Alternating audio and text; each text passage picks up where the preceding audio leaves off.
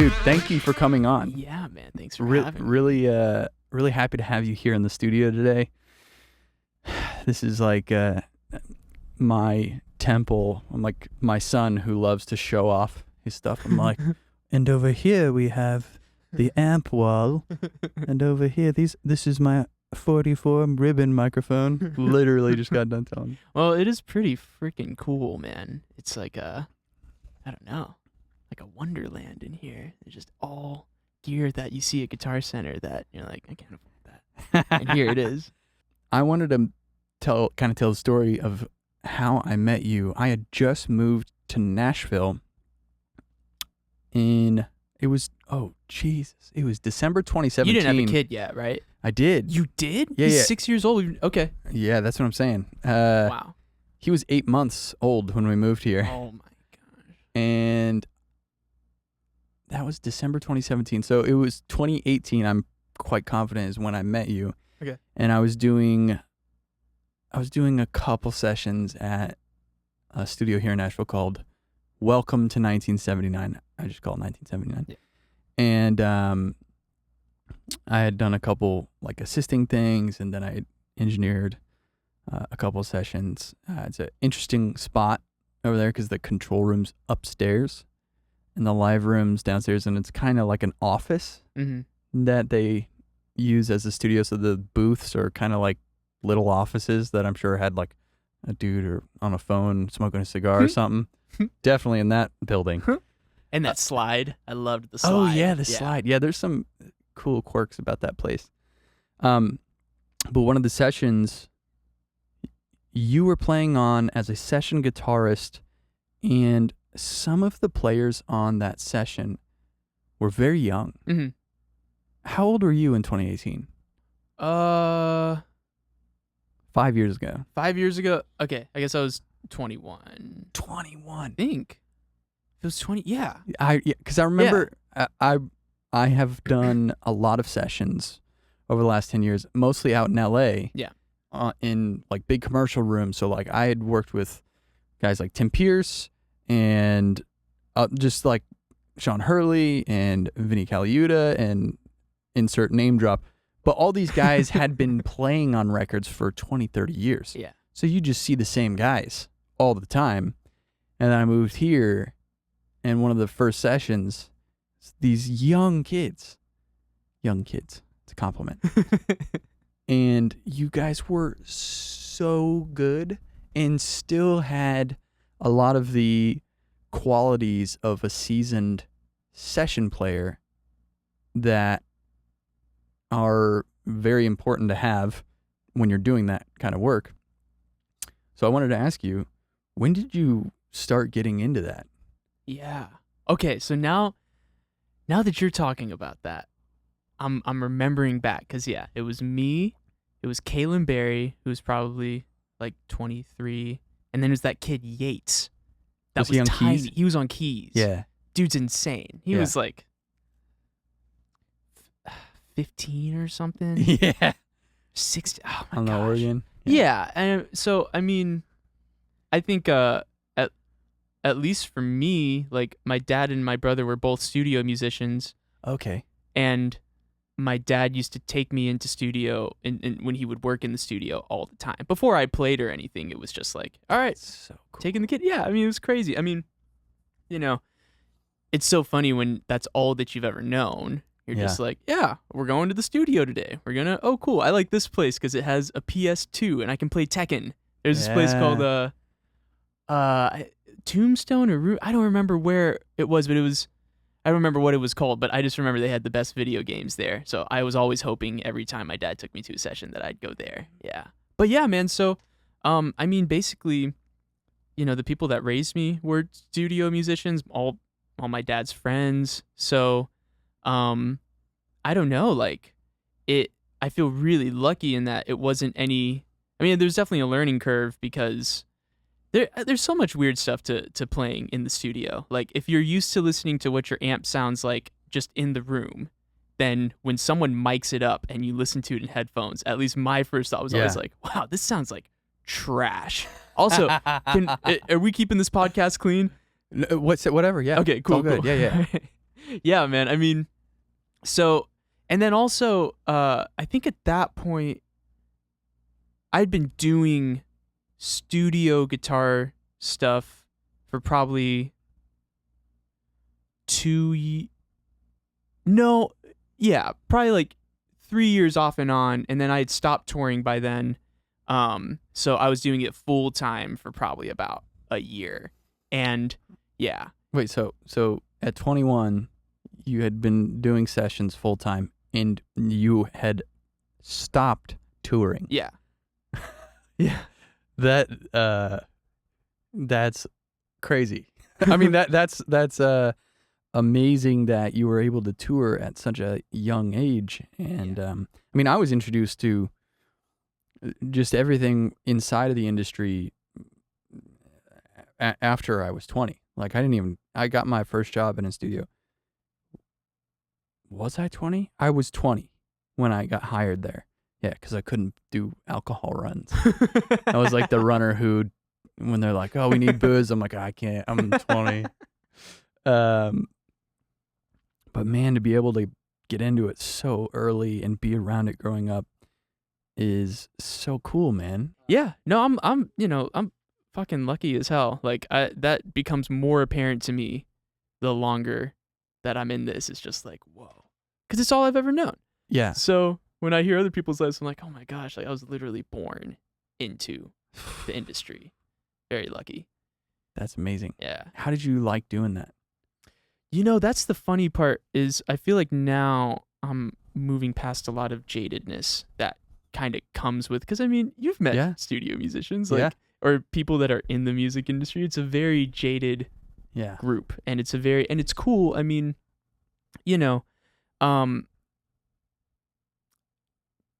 there's a lot of pride, and there's a lot, and you need that. Like you're trying to be the best at what you do, which is, really, it's kind of funny for me to think about that now. But like, I think I spent, even though I was doing a lot of really cool things, and I did get to start touring really young, and my parents were obviously really supportive because that's what they were doing for a living. I didn't really have to do high school, No way. Yeah, I mean, I don't know. That's amazing. How legal that was, but but I just took a GED at the end, and it was fine. But but with that being said, like I got to do a lot of really incredible stuff really young, but I was so terrified the whole time that like I wouldn't say I had a lot of fun, even though it was really fun experiences. I was so worried, like, oh no, if I don't play this right, I'm gonna lose my gig, or like, oh no, because there's better people out there, like, which is, I don't know. So it's only been more recently, and I think too, once I've gotten more into like production side of things, that I'm like, whoa, like this is the coolest. Oh my gosh, that's been the coolest life of all time, like in hindsight, but in the moment I was panicking the whole time. Yeah. So I think that feeling is probably much more common than you'd imagine. I mean, I feel like I've heard countless session players, it's the thing I've heard the most is like, you don't have any time to get your sound. Like you just got to know what they want and be able to get it right away and then nail your part. Yeah. And that is true. That's a lot of pressure. That is absolutely true. Yeah. And that is freaky. And I learned that with these old cats. Yeah. Eventually, especially being a guitarist, like if you're a bass player, you're a drummer, like your tones are set pretty much. Yeah. It's like, all right, play down the chart, figure out what's going, which it's important. Like you kind of got to go one take Jake on the drums, or people are going to be like, huh? But I don't know. Like there would be all these sessions where like they'd plop this chart in front of me and they'd be like, okay, all right, boys, let's hit record. I'm just like, oh, fuck, okay. I mean, I guess just try it. And then eventually it just wasn't, I feel like nothing's really that complicated. It's just, do you have any experience in it or not? Like if you've never done a studio recording session before, like if you walk in and you're not trash, then you're a genius, in my opinion, because I was trash. No. There's no way to not be, because, you don't know, like I said, you don't know what you're doing. I didn't know what I was doing, But after doing it over and over and over, and people would call me back, and I'd be like, oh my, I don't know why they're calling me back. Thank God, like, oh my gosh. One of my first sessions that I ever got hired to do was out like in Hendersonville, and I showed up. I was so nervous because I had never done a session where it wasn't with someone that I knew, like, a Yeah, family yeah, friend. yeah. So I'm like, hey, let's get John over to come play on this thing. So it was Yeah. really low pressure. I wasn't cutting with the whole band. Like I was doing overdubs. So this one, I didn't know anybody. I showed up late, like 10 minutes late. And as I got there, I'm putting out my pedal board and I'm setting it up. And I realized that I've forgotten my power supply for my pedal board somehow. So I have no pedals. And I have a minor breakdown. Fear. Dude, I mean, it's like the equivalent of you get to school and they're like, all right, where's the homework assignment? And you're like, what homework assignment? So I went into the amp room. I literally talked to myself. I was like, you got to get your shit together, bro. Now, in hindsight, they could totally hear me because it was mic'd. But I just, and then I walked in. I just turned my amp up as loud as it could go. And yeah, it went fine. That dude hired me a bunch after that. It was wild. He walked in, he's like, dang, that's just the amp. I mean, kill it. then we tried to get through the song. The first 4 times we started the chart, it just went, it just fell apart. So I'm like, oh my God, dude. Wait, this is like the worst. like the session? Yeah. Or, okay. Yeah. Because I mean, dude, I was nervous too. Like I'm reading this and everyone writes their charts differently. I was really used to how my dad wrote charts, which was like all across in 4-bar phrases and then starts over. Some people just write it all the way until you run out of space. And so I was just getting lost and yeah. Man, that's so cool. I think that profession is so impressive. I've never worked professionally as a musician, but I've kind of always been a musician. And when I started getting into recording, it was not necessarily because I wanted to be like a person who recorded. It was because I wanted to hear the stuff I was playing. And eventually I was like, oh, this is really cool. And if I do this, I can change, this and that. But in Illinois, there was like no one did any of this stuff. There were no professional musicians. Yeah. There was just dudes who, like, somebody you worked with played guitar, like at the electrical contracting place.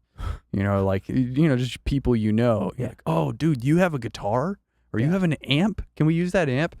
It was like there was nothing. So when I started getting into recording, I didn't have people that I could use as guinea pigs to get my chops better. So I had to play. And then I quickly realized there's like this playing to a recording thing is different than just playing with your buddies. Yeah. And so it's funny because my strengths as a musician are now actually closer to playing on a record, not as a session person, but as I can play to a click. I have rhythm. Rhythm and time is my strength. Yeah.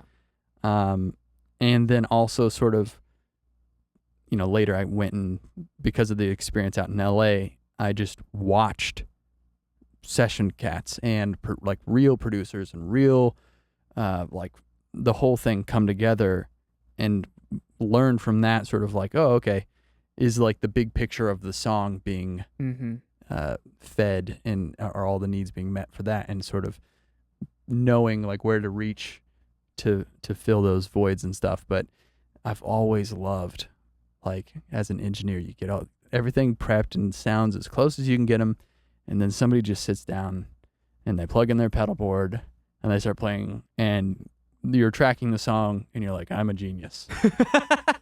Session players make producers and engineers feel like geniuses. That was Phil Spector all the time. He's like, look at what I've done. I'm genius. Yes. Yes. You play something too. Great. All right. This is how I make these records. Some really great producers really just hire the right people and don't tell them shit.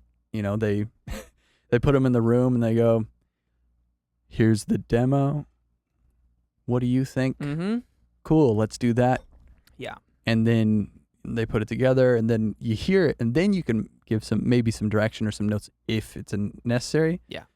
But man, getting the right crew of people together is magical. The whole one take thing is really, I started seeing that when I moved here. There wasn't a ton of one take stuff when I lived in LA. Really? Well, okay. Well, because I'm just gonna cut you off Yeah. because I first saw you on your Blake Mills interview on YouTube because I was going through a crazy Oh, really? yeah. Oh. And but I didn't realize that was you until we had been friends for like Mhm. a while. And you're like, yeah, I do these interviews. I'm like, holy shit, that was you. So I mean, and then obviously, you've worked on a lot of records Mhm. that were huge to me. And Blake Mills was such a huge inspiration. So like, what I gotta ask you, like, what was it like in the sessions where you're with you're Vinny Colaiuta and you're with like, I mean, that's insane Yeah. to me, Um, And how long did they spend on a song usually? yeah, so there was like, everything's different. Like some sessions would be like, we've got today Mm-hmm. and we're doing 12 songs today. Yeah. And then some sessions were like with Blake, where we're like, we're making a record with a budget for John Legend. So we're going to move in and we're going to spend a week setting up. A week. A week setting up? Yeah. What were you setting up for a week? Well, so maybe I could be getting this wrong. Maybe it was like a couple days, Okay. but it was like a couple days of load-in. Really? Because Blake brought like a freight truck of stuff. Like he probably brought 30 plus guitars, and he has a lot of his own sort of things that I think he likes to keep sort of to himself. But he brought a bunch of stuff, like a lot of instruments, I think he brought like 2 pianos. There's already a C7 Yamaha Grand in there that's kind of perfect for the John Legend thing. Brought a couple uprights, then rented another upright. So we had 4 pianos in there. And yeah, that was like Chris Dave on drums, Mhm. Pino Palladino on bass, Larry Golding on keys. Yeah, that makes sense. Blake would play guitar occasionally. There's not a ton of guitar stuff on there. But I actually think I've talked about this session a lot, because I think it was one of the more impactful sessions on me personally that I'd worked on from my entire time living there. We did 3 records in a row. So it was like, I think it was on day 2 of load in, he kind of pulled me aside and was like, hey, so I'm probably going to do a couple records and we'll probably be in here for several months. He was like, is there any way that we could just have you Oh my as gosh. our guy? And I was like, yeah, Yeah. yeah, for sure. So, and I think that's just sort of like, he likes to get a tight crew and just have that, comfortable clique of people. And it was amazing because everyone was so professional, so grateful to be there, talented. Like the level of talent was crazy, but Blake was very, like, he was patient with making the songs. It was an interesting kind of session. I don't know if you've ever worked on a project like this, but it was like all the songs were sort of pre-produced demos that we would get from different writers like Greg Kurstin and like, Wow. other just, the whole album was just like, sort of hand-picked stuff. Okay.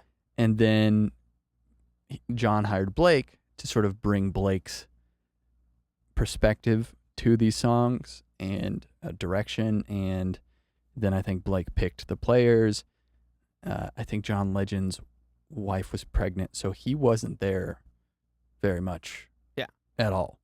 There was actually a stand-in for him, which is weird. Longegend or whatever. Yeah. It was Ethan Gruska. He was just singing? Yeah. Oh. And Ethan Gruska is John Williams' grandson. Okay. I don't know who John Williams is. He's the famous composer who's like all like Jurassic Park, like E.T., Star Wars, like every like theme song was written by John Williams. So there was just a dude there. Was he singing like John Legend? No, I think he was just a great singer. He's like he's an artist. He's a composer. He's a very talented person. But that's how I met him. Was like, oh, he's gonna sing John's part. Okay. Yeah. All right. Yeah. And I think it was just more to have like a placeholder during the session of like, Blake's bringing in all these and we'd spend a lot of time on a sound and a part, and then we'd record it, and then maybe we'd just trash it and then start over again the next day. You Wow. know? But it's crazy to do that with huge players, like Yeah, it's like the top of the line. yeah, like months of tracking, Wow. and it was so fun because all the perks of big budgets was like we're eating out Mm-hmm. 4 times a day, Yeah. coffee runs, pastries, like just Yeah. eating really well, Yeah. super comfortable, super cozy. Everything's sort of I was the assistant engineer, so I was like the studio person. Like I was the guy from East West who sort of, like at one point we brought in an EMI console into it. We already have a 40 channel Neve 80 series, beautiful. It's like the same one, like the Sound City board, Yeah. and all this outboard gear. And then at some point we just brought in another EMI console. So it was just sort of like I was there to make sure everything ran smoothly and got to just hang out. John Mayer was next door What? in Studio One across the hall. So Pino was back and forth. I always wondered if he was getting 2 day rates. Dude, probably, Because he's right? like popping between John Mayer and John Legend, That's literally a movie. You just like lived in a movie for a while. I mean, how does it get better than that, honestly? It feels like that when I reminisce about it. Were and you talk nervous about at the time? No, I mean, I was 5 years in to Okay. that job, so, and every day was a client like that. So you just sort of, it's strange when you don't work with people who are sort of like you're culturally familiar with. But when it's your day-to-day job and you're just like, oh, today we're meeting this. Oh, okay. And in my case, a lot of times I didn't know who anyone was. Right. So I would learn about their, fame or success or history or whatever after we worked together. So I was just meeting them as a person. That's Yeah. amazing. Yeah. Yeah. That was I did a session with Matt Squire and Ariana Grande, and I had no idea who either of them were. That's so insane. And Ariana Grande was like, she had been like 16 or something Yeah. at the time, and she was just like some high school girl. Yeah. Like I didn't know anything. I was like, Right. whatever. And I only found out. Obviously, I know who she is now, but that was a big part of the career there. So yeah, looking back at all that, it does feel like an era, and also like you worked with the same at the studio. There was 5 rooms, but like all of the staff there, you're all like super duper tight because you're always there with each other, and you always know each other, and you always know all the BS between the different clients. And sometimes there's clients who are just always there, and you're like, oh no, like, not this guy again. So wait, were they smoking a lot of weed in the studio there? Oh yeah, Okay. yeah, everybody was. Yeah, I yeah. mean, there was a culture, and it's funny because I've gone back recently, and that's not that. I mean, the staff doesn't smoke anymore. Yeah. But when I worked there, Yeah. we would have staff meetings. I'm not kidding, dude. It was like, I had a phase where I think I smoked all day the entire time I worked there. Actually, maybe it was like 4 or 5 months until I started. I'm sorry, after I started working there, when that really happens, when I joined a band, and my friend Will, we were using one of the rooms. He was like, Andy Pants, you smoke weed? And I was like, I have. I was so young. And How then old it were was you? just, I was 20, but Okay. I was a very different, confused person when Yeah. I joined that crew. But yeah, the whole staff, we were all so tight, and we took care of that building like it was our own, and because we got to use all the rooms every day. Whenever a session ended, if you wanted to, you could just stay. So for years, I would work for 8 hours in our studio, and then we'd wrap, and I'd have me and whoever would clean up the room, and then I'd drag my drums in. Yeah. I'd drag in my guitar and be like, let's go smoke a bowl and make a track now, you know? Yeah. Like, what am I going to go back to my tiny apartment? Like, no, dude, I'm going to stay in this Did you sleep there a lot? all the time. Yeah. All the time. That'd be so cool. And also, Candace, who runs it, throws parties there all the time and invites all these producers and artists and stuff. So you just become friends with these people just because you're there all the time. And it was a very, very fun. I always love going back and being that guy who used to work there. I remember this great. place. Yeah, who comes in and he's like, you guys aren't smoking weed in here back when I worked here. You know, and they're like, oh, cool, old guy. Yeah. That's insane. I mean, that's seriously like, that is insane to me as someone. It's very different here in Nashville. Yeah, it's very different. So different. It's very crazy. Yeah.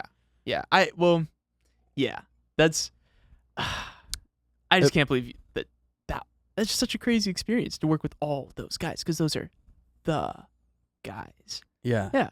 Yeah. Yeah. It was fun. I learned more from those sessions with Blake than, like I said, the whole time I was there. We did John Legend, and then we did Dawes. Okay. Wow. And then, which I think he used to be in that band. Yeah. And then we did this artist named Jim James. And then, and he used different engineers on the project, which was cool. Sean Everett was the engineer on John Legend and Jim James, I think. And then he used Greg Kohler, who's John Bryan's engineer. And Greg was the guy who brought in the EMI console. He also brought in all of his own stuff. He didn't like use any of East West stuff. It was so crazy. He like East West has like the best everything. And, and Greg was like, he's like, that's okay. I've got this case here with 15 251s and M50s and everything we need. Mine are better. Yeah. It's like, oh my God. Great. Cool. Yeah. But yeah, it was really fun. It's especially like, you know, Blake is obviously a great producer, songwriter, player, all that stuff. But watching him he was like 30 years old. Yeah. And he had just done the Alabama Shakes record. Yeah. It was like one of those insane like records he of finished all that time. record, it came out, and then he came to East West. It was like wow. Nashville, East West. Oh, he did that here? Yeah. I didn't know that. Yeah. The Alabama Shakes, I actually did a studio tour in this guy's house, Chris Croce. And that's where they used to record the Alabama Shakes. They lived in that house, and in the backyard it was like a second building that was a little studio. Interesting. But yeah, so he like came there fresh off of that, and the Grammys were during that time, and he won like 5 Grammys on that record. And it was really cool. But watching him work with like, you know, a big budget sort of John Legend artist kind of project, and then the next one was like a band. You know, of like dudes who are like way more like, it's very chill. Yeah. You know, it's not all play like session guys. Right. And and also they were really tight. So it was cool just seeing like through different lenses of how he like would approach different songs, and also very dedicated as a, like he was I was the first and last person there, but he was the second person there. Yeah. And he would like, the session would end at 10. Maybe they'd run off bounces for an hour. The engineer would leave, and then Blake would still stay there for like another hour and a half, and he'd just go out in the live room and like play instruments, like hit. He was like very sound oriented, so he'd constantly just be like finding little sounds and being it's like, pretty cool sound. the gate open. Yeah. But I took a lot of that with me, because we would do really unconventional stuff like track. Like he brought Rob Moose in to track strings. They'd arrange string parts, just one guy. His string parts are crazy. One at a time. Yeah. And then we'd record it, you know, with like amazing microphones out in the live room. And then he would like play it through the speakers, and he'd take this little sampler and just record the sampler from the speaker, and then we'd use the recording from the sampler Right. instead of the big studio. Right. Yeah, man. And it was like, whoa, all this like work went into this big complex thing, and then he just like took a mono built-in mic. Yeah, man. Yeah, man, dude. I mean, that's something that I feel like I've been discovering more and more. Not to call it a varsity, Yeah. but like, it's just a bunch of sounds, and like, Oh yeah. you can have the best gear or the shittiest gear, but sometimes that shitty gear sounds great on that sound. Yeah. And yeah, Well, it's what's right for the part. Yeah. And yeah, sometimes using a bunch of mics and stuff, it takes up a bunch of space in the song. mm-hmm. You know, and sometimes it's like a quirky, weird thing that really, like I spent an hour the other day finding a woodblock sample Yeah, dude. That's how it goes sometimes. and then like pitching it a little bit, and I'm like, oh, okay, that's the right wood, and that changed the whole thing. Like the second I put that in there, I posted a little thing to Instagram, and all the comments, I was like, what song is this? Because I didn't think people would pick up on it. There was no vocals in it. Mm-hmm. And all the comments were like bare naked ladies. And I was like, no. But maybe it must be pretty close. Like that Yeah. rhythm, there must be something about how that would block in the with the drums or whatever. But yeah, it is fun. Yeah, he would do a bunch of stuff like that where, you know, he'd build like a loop or something. Like sometimes I think he would even pull up, and he'll never see this because he has life. But if you do see this, Blake, I'm sorry for spilling all the beans, but dude, he would like pull up like a drum. Oh, you know what? It wasn't on his phone. I was gonna say he would pull up an app and just literally just find random Yeah. like beats, like program like really lo-fi sort of cheesy beats as loops. Yeah. And we'd record it in. But no, I think he actually bought like one of those little calculator like circuit Okay. drum loop things, and we just have like, you know, a 1/4 inch hanging off going to a DI, and he just put some random thing in there and then like build rhythmic parts around it and then just pull it out. Yep. And then put the drums in with it or whatever. Like there was just different approaches that I was like, oh man, you know, on this part, maybe drums isn't right for it.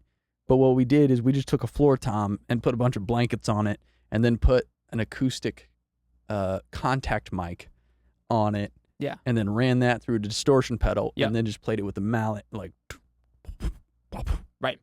and put reverb, and it's like in the back in the corner. Yeah. And that's the thing, you know, but no one would ever think no one I saw on any sessions for 5 years would ever do shit like that. Yeah. And so it was very good experience for me to sort of pull me out of the put mics on drums, put a mic on the amp, Yeah. play your parts, Yeah.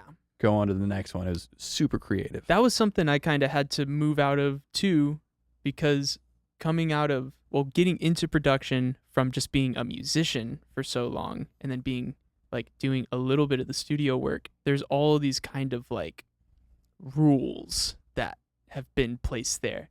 And like for some of those things, the rules are correct, but in other cases, it's nonsense. It's They're not limiting. real. They're limiting. Yeah. And it's also like, it's like, dude, like no one's gonna, you know, oh man, we recorded these drums really correctly. Like check this out. Like the general population is not gonna go like, wow, it sounds like they really got that clean. They're gonna be like, oh man, this bumps, or this isn't really my thing.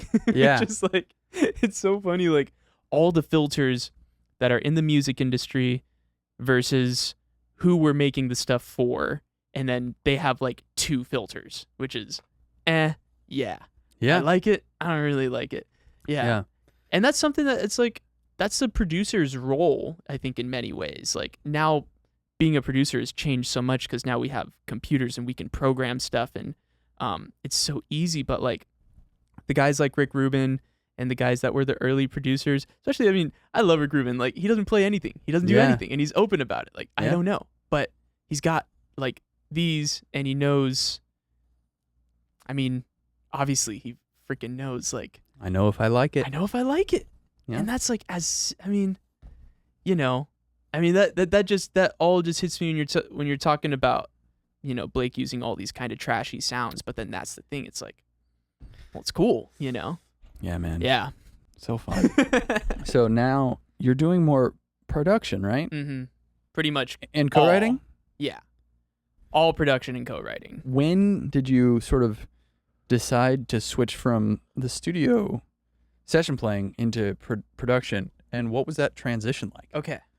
So before I say this, I'm just going to say a lot of these are just my opinions, and I do not, if anyone has dreams of being a studio musician or being a touring musician, please do not let my views shift you. I had been doing it for a while, and I got sick of it just because, at least I was finding in the Nashville stuff that I was doing, I'm kind of playing the same parts over and over again because you're kind of playing on similar songs over and over. Sure. And the music that I really personally enjoyed was not necessarily tied up in the Nashville. It was really, I love a lot of shit. I was a jazz fusion nerd pretty much my entire life. And I was listening to instrumental guitarists all the time. Guthrie Govan was all I listened to for 3 years straight. And that's just, no music with lyrics on it, no anything. I didn't care. I just wanted to shred jazz and fusion. Yeah. So and then I got into a bunch of other different kind of things. So I think just eventually, I had all of this passion for music and musical chops and stuff that was, the only time I was using it was when I was alone at my house, chilling on my bed, practicing. Yeah. And I just the prospect of that, I just knew there were other avenues. And then also a lot of the music that I was really getting into wasn't really guitar based at all. Because the other thing I was about to say about doing studio stuff and being a guitarist is my entire focus was on guitar and guitar tones. And when I was listening to a record, I wasn't going is this a cool record? I'm what are the guitar parts doing? What's the guitar tone? Oh, that's a good guitar tone. That's a trashy guitar tone. I don't know, blah, blah, blah. And so I think I just kind of got tired of that. And then also my older brother, who's just an amazing musician, who's kind of my ultimate influence, he moved into production years earlier. Okay. And so I think partially I was yeah, production's cool. Doing this other stuff isn't, Yeah. But then once I started to get into it a bit more, and just start programming and start making my own stuff, it was whoa, the feeling of control and I don't know, a little more fulfilling. Very fulfilling. Yeah. To exercise that muscle that was dwindling away. Definitely, but I didn't even realize it was dwindling away. I just could tell and then also too, it kind of hit me as well if you don't love this, then you should probably try to figure something else out because it's really competitive. A lot of people want to do it. B, I'm not saying there's no money in it because there is money in it, but there's a cap. There's a cap. Yeah. And also you're not going to get residuals because you're not a songwriter on the song. If you're lucky enough and you play on a song that becomes a #1 record in the country world per se, I think you get some residuals because of how that works. You do get some money. And also, just a tip for anyone that is producing, sing on whatever you do because that goes down in the credits and you get extra money off of that would just go to who knows where. Nice. That's just a little something. That's something that's given to me. But yeah, sorry, I'm taking forever to get. No, that's great. Freaking thing. But yeah, I don't know. I felt really called to do it. I didn't have any belief in myself that I could. Because I just, my brother kind of gave me this perspective of it's impossible. You gotta be the best at everything otherwise, because it's so competitive. No one's ever gonna make it. Blah blah blah. That's not true, by the way. I am now here. I'll just I have a publishing deal. I work with a lot of people. It is not this insanely competitive cutthroat. At least down here in Nashville. I have found that it's just good people, talented people. you're good at that, they're good at this, let's put it together. I thought you got to be completely independent Yeah. and do everything on your own, which I'm glad I did, because that's a really nice skill to have, but that's not, that's not how it works per se. So are you doing a lot of co-producing? I mean, is it a lot of collaborative stuff, or? It's pretty much all collaborative these days. Like my company sets up a write for me, and then me and that artist or me and those writers try to come up with something that will hopefully get released at some point. Yeah. And what are you doing like on those? Like you guys show up, what are the roles?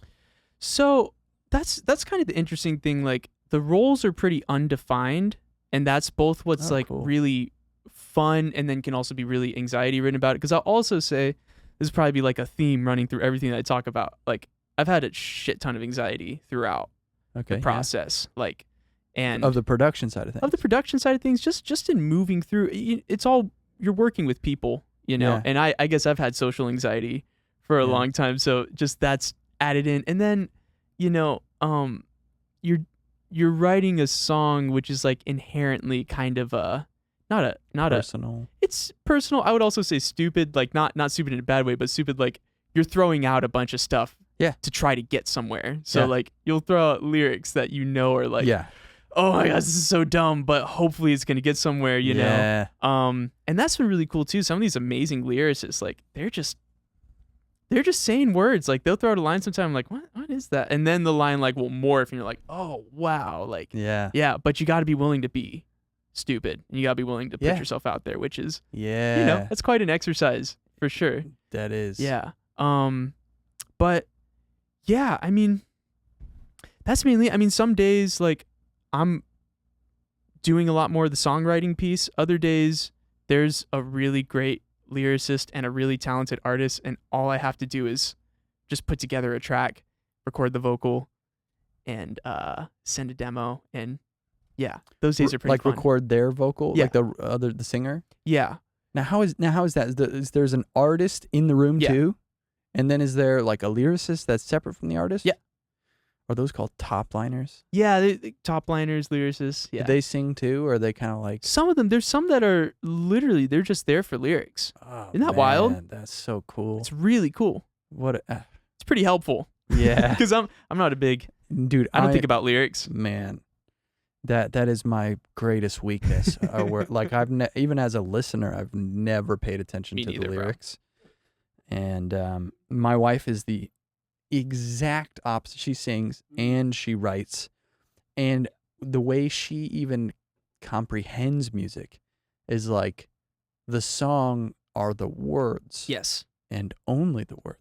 So like I'll be talking about a song, I'm like, oh, the thing I love about the song is like the way that the tracks and like this rhythm part and this and that. She goes, no, I'm talking about the song. I'm like, that's what I'm talking about. She's like, no, but the song are the what they're saying. I'm like, oh, I didn't even listen to that. Bro, so many of my favorite songs, no idea what the hell they were talking about. But then later on when I went and read the lyrics, I'm like, oh, I kind of got that from it on some kind of subconscious level. Other times I'm like, whoa, that's not what I thought. Sometimes got something completely different about it. You're real surprised when you're like what was that, Semi-Charmed Life from Third Eye Blind? Oh, I don't know that one. It's like the do do do do do. Oh yeah. Do. But it's like a song about like being a junkie on meth and like having this crazy life. Yeah, but it sounds like this most upbeat, like happy. So I loved it as a kid. Which is like why I think about the song is like the sounds. And even I listened to this talk or interview with Max Martin, and it was so cool because he was asked if like how much of an emphasis is put on the lyrics. And, when he's working with the artist, and he said that he said for the longest time, he said, I didn't really care that much about the lyrics. It was more about the sound of the lyrics, like the vowels. He said the sound of the vocal part is what's really, really interesting to me. And the way that the singer pronounces certain vowels and stuff is what really, and after he said that, I started to notice like all of my favorite sort of corny pop hits, like huge songs, all have like very emphasized vowels and like just the way that they sing the words is what really connected with me. Yeah. Like I didn't know the words, but I knew how as a kid when I'd Yeah. sing along, I tried to sing like like I tried to make those sounds, you know. Yeah. Like It's almost gonna as be May. yeah, dude. Yeah, dude. Yeah. Exactly. Yeah. And so like to me it's the sound of everything that really like resonated when I would hear it. Like, oh, that sounds so good. Like I don't know what they're saying, but so it's so funny that the song writing is like words. Yeah, I know. It's rather bizarre for me as well. Yeah, because I'm exactly like you. I have Like, no strength in that world. I've tried as an exercise Yeah. several times and I just feel so stupid. Stupid, dude. I'm like, Yeah. oh, what? This is kind of these kind of rhyme. And this is kind of clever. With your And then I hear it. endless love. And then you say it and you're like, oh my god, I hate this. I hate even writing this down. I know. Well, it's weird too because, again, like it's one thing. I love the music industry. It's the only industry I've ever been in, and then also, like I feel like sometimes you get disconnected from the general population when you're always in the music industry because there's stuff that the industry really loves, and then I show that to some of my friends that like are not in the industry and they just go, or like something. I'm like, that's kind of trash. They're like, oh yeah, this goes, dude, and I can genuinely tell you, I do not know why or which, and I try to figure it out every time, but I don't know. But that's the thing. I mean, it's music, and the people we're making it for either like it or they don't like it, and that's pretty much that's what it is. Yeah, man, it's funny, and it's funny like because I sort of pivoted from just being and I've always been in the studio side. This is actually a interesting conversation I'll have with you. I want to make for my YouTube channel a topic on this, but it's like kind of through the lens of making content, you know, because a lot of people in the music industry, like, you know, players and especially players, musicians and stuff, they're like, I don't want to make content. It's so dumb. I shouldn't have to do that. Yeah. And the label wants me to do that, or, you know, people are telling me that I'll make money or whatever, and I just want to play drums. Or I just want to do this. Which I understand. I get it. You've worked really hard on this skill, and you want to just do that skill. It's sort of like the opposite of what you did with the session playing. It's like if you only want, like, I just want to go in, I just want to play the part, and then I go. Which I used to be there, by the way. Yeah. And then eventually I got tired. Yeah. Yeah. So like I was a musician, but then I wanted to record for the sake of being able to hear it and show other people, right? Yeah. And then I discovered by learning recording, I actually really liked like the recording side equally, if not maybe even more. Yeah. Because there were so many mysteries about it. And when I could connect those dots, it made me like see the bigger picture of like, oh man, now I can play and I can record and I can put the song together. Now it's so much more than just playing on the song. Mm-hmm. Now I know how to make the song. Yeah. And then it, you know, that took me in a direction with, you know, recording and then, you know, I was the same. Actually, it's hilarious now that I'm saying it out loud. I sound like an idiot because I said all the same stuff. I was like, dude, I don't want to do so. My wife told me for years, like, you need to like do stuff on social media. Right. I'm like, that's stupid. That's so dumb. I don't need to do social media. Like, I'll just network. I'll just call people, dude. I'll just call people on the phone and get gigs like that. And she's like, you should, like, you have the whole world. You know, you only have so many numbers in your phone. And the same thing with recording happened with content. When I started making videos, it was a bunch of mysteries about the process of making videos. Yeah. It instead of the focus of being like, you know, there's like all the fears of like, well, I don't want to do that. That's really corny. Like me talking to a camera is weird. Yeah. Like there's sort of those limiting beliefs and fears. But once you push those out of the way and you just start on the process, then you start paying attention to like, oh, like I guess I have to have a light on me because you can't see for some reason, or like, oh, I have to buy the lens. You start learning the details about how to do it, and that became really interesting. Just like learning, oh, I need to put mics into this interface, and I really enjoyed learning about making content, and with that came a bunch of opportunities, and underlying like all of this stuff of like content, recording, playing is just like I like making things in any form. Yeah. I like painting. Yeah. I like drawing. I like playing. Yeah. I like playing with other people. I like recording. Yeah. I like making videos. I love talking. Just the act of sort of recognizing like, oh, I can create something and then put that out there. That's not a song, but it's a video on this that maybe is interesting to 3,000 people on planet Earth. But to those 3,000 people, this is going to be fire. They're going to think this is so cool. Yeah. Like, it's interesting that you sort of went from musician into the studio world as a player and then into the production and now writing. What are some of the things that you like and don't like about what you're doing now? Oh, okay. Well, let me think about this. It's going to be on the internet. No, man, it's No. just you and me. Just you. Okay, cool. It's just you and me. No, I think now, I mean, it's kind of it's what you're saying is what I'm discovering more and more is just like, at least learning things is a lot of fun. And then we always think, or at least I always thought, like I always have been so goal oriented my whole life, like I want to be touring. Yeah. And then I was touring, and then I was like, all right, well, I've been doing this for a while now. Like, I want to be a studio musician. Now, studio musician, I'm like, okay, well, I want to be a producer. Then I'm gonna be cool. And listen, I think overall, production and songwriting, I'm never gonna stop. Like, you're not gonna see me be like, that stuff's trash, bro. Like, I don't know, snowboarding is where it's at. I don't know, like, but just because it encapsulates everything. I think now I went so like, now I do enjoy playing sessions every so often, and I am doing more. I've done a couple live shows this year. I cut out live completely because I'm like, fuck live. I just want to be in the studio. That's where all the magic is at. And now I've done only recorded music now for years.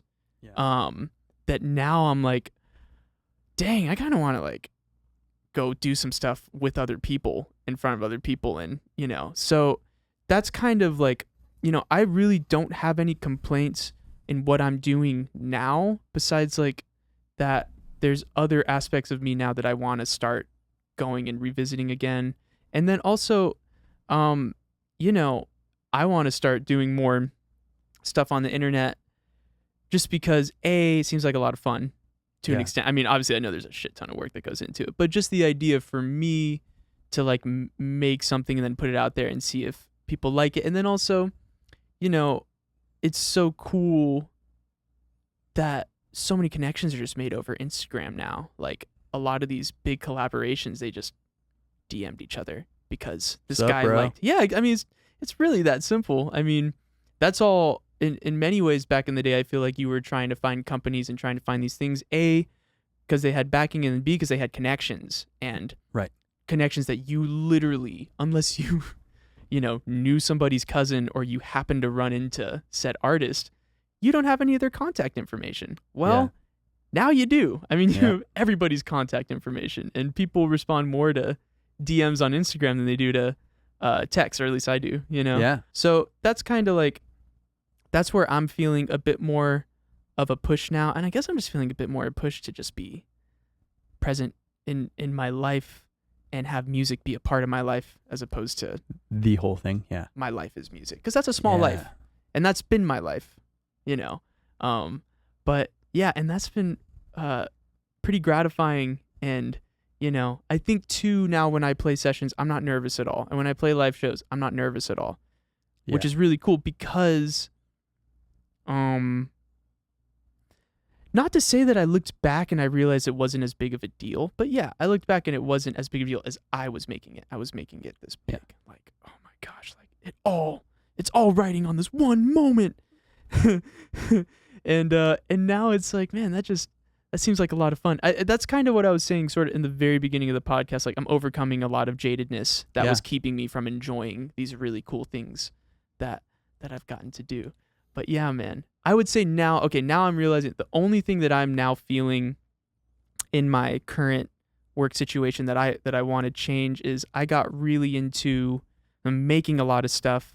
I figured out how to make stuff that sounds pretty done really fast. Like, I can make something that sounds pretty much like a finished record in about 5 hours, from like beginning of writing the song that day to done. Like, takes about 5 hours. It's amazing. It's just really cool. And I'm really happy to have that skill. I developed it purely out of anxiety and feeling like I needed to. Like, the process of doing that was a cool one because I had to learn to be completely unemotional about every choice that I made. Like, I just took it out because I didn't have time. Like, oh, is this right? Is this cool? It's like, I don't have time. Yeah, it feels good. Seems right. On to the next, on to the next, on to the next. And then you turn around and it's like, okay, cool. It all seemed to work out. I didn't really know that it was going to work out like that, but a piece of me did, I guess. Now I'm craving more to go and spend some time on stuff, like really put in some time, like just for the fun of it, you know, maybe have other people involved, like have a good energy, like, so yeah, I mean, it's just weird. It's weird. Like, I never thought that I would be looking at like my time is money type thing. Like, you know, the people that were helping me early on in, you know, in getting into songwriting and production, like, they'd always talk about, hey man, you only have so much time. Like, if this is going to come out, then you should work on it. If it's not, then, you know, you should probably be moving on. At that time, and I still think there's a lot of truth to this, I just wanted to work on the thing that inspired me the most. And a lot of times that wasn't necessarily the thing that everyone was like, okay, this is going to come out, like, let's do the thing. So I built that muscle of just being like, forget about it. Get the job done. Yeah. Which you need.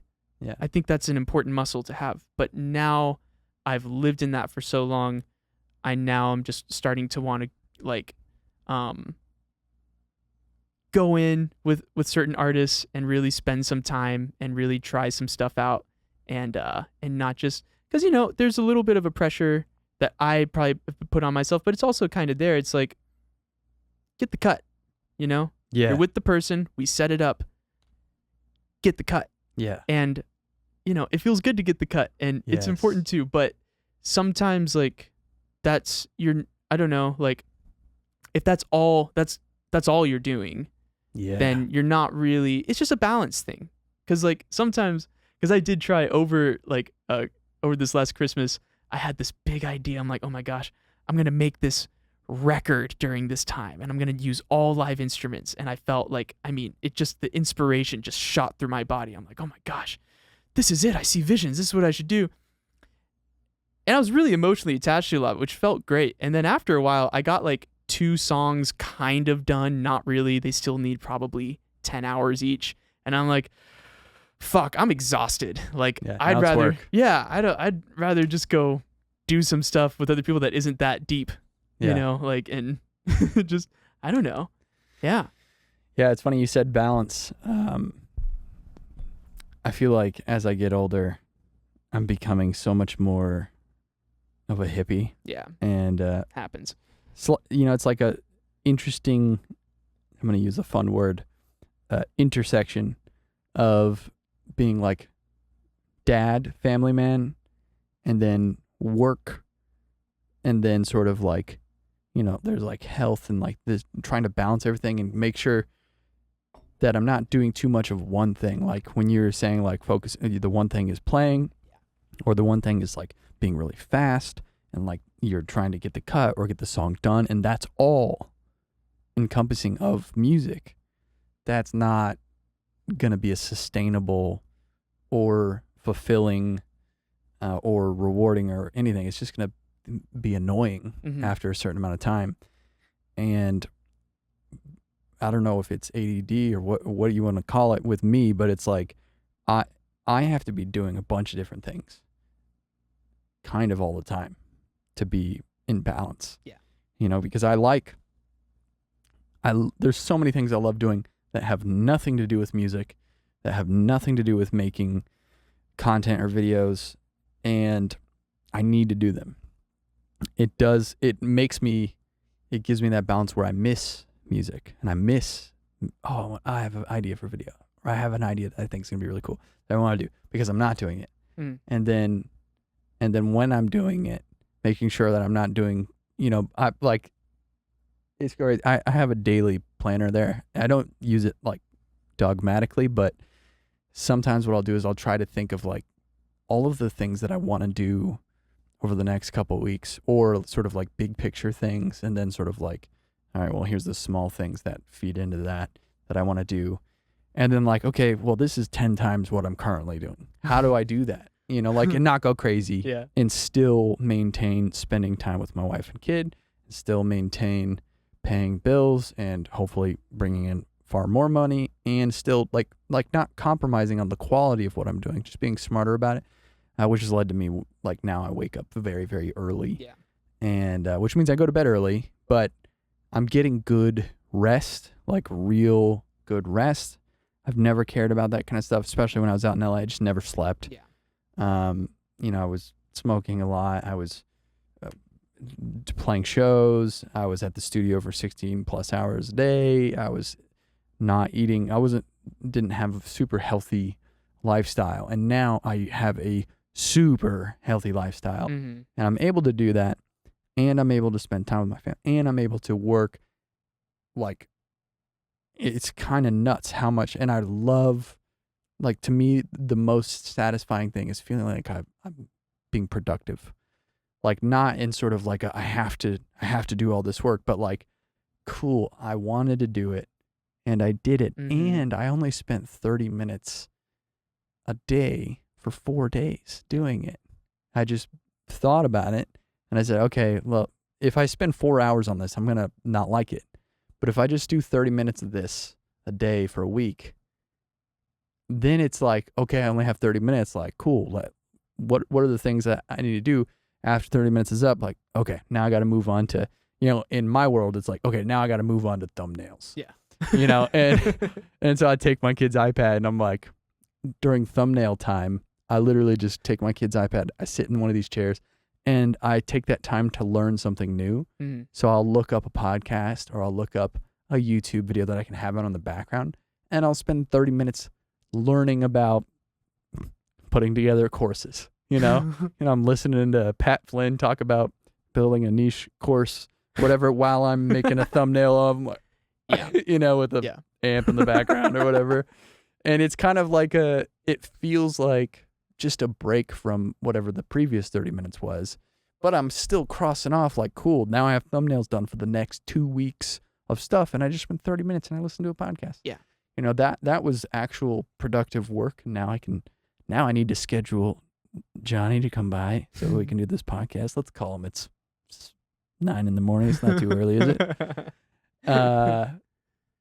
So yeah, like that, the balance is crucially important. I think that translates to like so many other different like work fields and like jobs, as for production and songwriting, and like if you have your own personal stuff, or if you're doing, there's like I think actors talk about this too, like, oh, this movie you did was very out of character for all the stuff you like, Will Ferrell. Right. Like this was like a serious and kind of dark movie. And then not like the other guys, or like, Elf and stuff like that. It's like, well, you do one for them and then one for you. Yeah. And I think that's, if you apply that towards, like, sure, I'm producing, and it's like, okay, well, let's make some money. Yeah. Let's spend this part of the day making the money. And then after that, let's just have some fun with this. Yeah. So you can be emotionally attached to the thing later in the day and not emotionally attached to the thing where you're just like, okay. But if every day is you're just doing stuff you're not emotionally attached to, it's just a grind, then it's like, ugh. But if you can have that sort of reward after it, it's really, actually that's something, I can't remember if I was talking to you about that this guy, Jordan Peterson, I read one of his books when I first moved here, and he had talked about like getting your shit together, basically, Yeah. which I needed to hear Yeah. in that part of my life.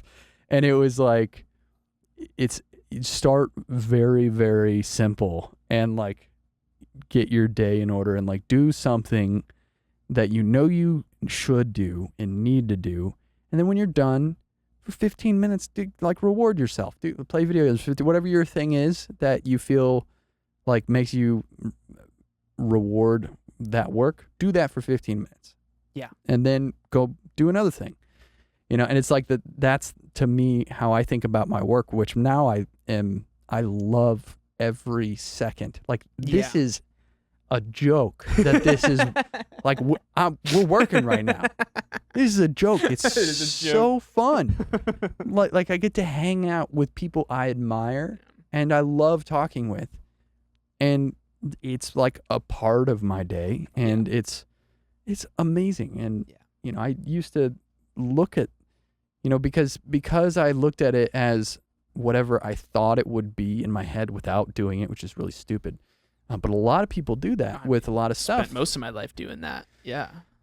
You know, I didn't realize the opportunities that would come from it and how much I would or might actually really love doing it. And dude, the opportunity, I mean, like as far as, you know, there's like financial opportunity, there's meeting people opportunity, there's opportunities of like getting to do stuff with people you've always wanted to meet. Yeah. Like I never dreamed, I never thought I'd get something for free. Yeah. That was not even on my radar Right. when I started this. I was just like, how do I make it not lame? Yeah. You know, how do I make a video that doesn't suck? Mm. That's going to be That's hard. challenging. That's going to be hard. It's a I mean, what does challenge. that even mean? You know? Yeah. So, yeah, the balance has been crucial Yeah. for me. And the most sort of, like the more I'm constantly changing. And it's not, you know, I don't do anything perfect. You know, like I try to wake up at the same time every day. I don't. Some days I do. And when I do, by the time it's 9 a.m., I'm like, I've done all of the stuff that I needed to do for the day. Yeah. So then from 9 a.m. to noon, I get to just like, I'll produce a song for fun. Yeah. I'll be like, dude, let's just, whatever. I'm going to pick some stupid song and try and figure out like what's in the song and make it just for no reason, literally for no reason. And I go, well, if I'm doing that, I could film it, you know, I can make a thing. And Yeah. it's, you know, you get the productive stuff done and then you get this sort of playful, like, Which is so, I mean, that you can't really separate the two, in my opinion, because they do feed yeah. one another. I mean, I forget that, you know, every fucking couple of weeks. But yeah, I mean, that seems. Your creative process seems very spontaneous and fun. Yeah. I love it that way. And I also noticed, so last time we hung out, I came to your place and you made a track with this mic and my voice as like the only criteria to start it. Yeah. And you were like, here, just say some stuff. Yeah. And I don't know what I said. Yeah. I think I was was just talking beautiful. to you about what my idea for the video was. And you turned that into this incredible journey of music. A journey indeed. And like within a few hours, but we would have these moments of like being up there and just like flipping through. I mean, you're like lightning speed. My favorite kind of creator, because you know quick keys and you're just flying through stuff, chopping it in there, like not super committed. You're like, this one's not totally on the grid, but that's fine. I'm gonna do it anyway. And but we would take these breaks. Be like, let's go eat. Yeah. Let's go downstairs and play acoustic guitar outside. Yeah. Let's you know, separate and balance, and then come back to the. Oh, it's darker now. Yeah. The LEDs are really kicking in. Yeah. That was so much fun, man. And you caught me at such a high point in my life. Holy crap. I was like on crack, bro. I was so happy. I'd just gotten this tattoo. Oh, I would just come back from that island, and oh yeah. it was just amazing. Felt found a new piece of myself all of a sudden. Yeah, you were rocking a wife beater and Yeah, a shaved dog. head. Yeah, dog. Forget about it. Forget about it, bro. And a mustache. And a mustache. Oh my gosh, I was king. I felt like a king. Dude, yeah. I was really absorbing that energy. It was fun. Yeah, man. But yeah, I don't know. I think it's interesting because I've spent so much of my time thinking about music and thinking about music theory and just thinking about music. Like I would not say that I had a great ear growing up or that I had a naturally good ear, like, and I'm grateful for that in the back end because I had to take a really intellectual approach. And everyone else in my family was completely all ear. Like, Wow. they got it, But none of them really learned music theory because they didn't have to, Wow, I cool. I felt like I didn't understand, and so I just got so heady about it. And then, which is really cool. I mean, it's nice to have that comfortability of like I don't have to be feeling it to do it. I know what it is intellectually, so I can just do it. Yeah. But then that point that you caught me, it just started to feel like a prison all of a sudden, like because I was just thinking about everything, and I just wasn't really enjoying it. Recently? This was After like I a couple came years. over? No. This was maybe right around the time you came over. I mean, seriously, like I had a little bit of a personality shift, honestly. Like Yeah. it felt like because I was 25 or 24 and kind of went and hung around other people that weren't in my immediate circle that hadn't just known me my whole life. Yeah. So I feel like I got to, I don't know, just have a Be whole free. new experience of myself. Yeah. Yeah. And then I don't know, that kind of just that started a lot of questions for me. And and one of the things was like I've now spent so much time analyzing music, like I can't really get past the analyzation if I'm doing anything that I expect or that I like is in my normal thing. So I was looking for I just want spontaneity and randomness because I want to be inspired. Because like, dude, like the coolest things that happen on the record most of the time are accidents that I found. Like, Yeah. it's an accident of sorts. It's Oh, a yeah. happy accident. It's like, yo, what the fuck was that? That was Yeah. so cool. And I don't know. So that was kind of a shift because I would say before, when I was younger, I was not spontaneous at all. Spontaneity scared me so much. Yeah. And then I went maybe a little too far in the other direction, like to the point where like, I didn't want to think about anything. Like if we Yeah. were in a session, we were thinking about stuff. I was just like, let's stop. Like, let's just throw this away. Let's start something new. Like, Yeah. although I had one really fun session with this really talented artist where we just went to the garage at BMG and just got a bunch of sounds from the garage and we started the song that way. Like, Whoa. and it was it's super cool. It's so much fun. But yeah, man, I don't know. The creative process is really interesting too, because like, I think I got to a point where I didn't even need to be excited about it to like still make it happen because I Yeah. learned all the intellectual pieces of it. And but yeah, I guess now I crave the other side of it now. And now I'm just rambling. I don't even know what the hell I was talking about. No, Yeah. so it's funny you said that. I was going to ask about, like, I'll say for other people, but I'm asking for myself. Like, for people who are, like, trying to be more involved in music, whether that's on sessions or, like, producing their own stuff or, writing or putting together tracks, like, what are some of the skills that you've learned and developed that sort of bring the most value to that process now Yeah. in hindsight? Yeah. In you think? hindsight. Because you say like you were like intellectualizing and you had Yeah. learned the theory about it. Yeah. I don't know. Well, now I'm starting to slowly, like, I'm like special ed music theory, like slowly starting to put the pieces together where I'm like, oh, okay, I understand. these chords. It's Yeah. these chords pretty much all the time. Yeah. Or this progression, and you can sort of change the key. Yeah. Which is kind of maddening to notice, right? I mean, that's with everything, Yeah. dude. That's with with recording. It's like a 57. It's like, this stupid mic sounds freaking Incredible. amazing on everything. Yeah.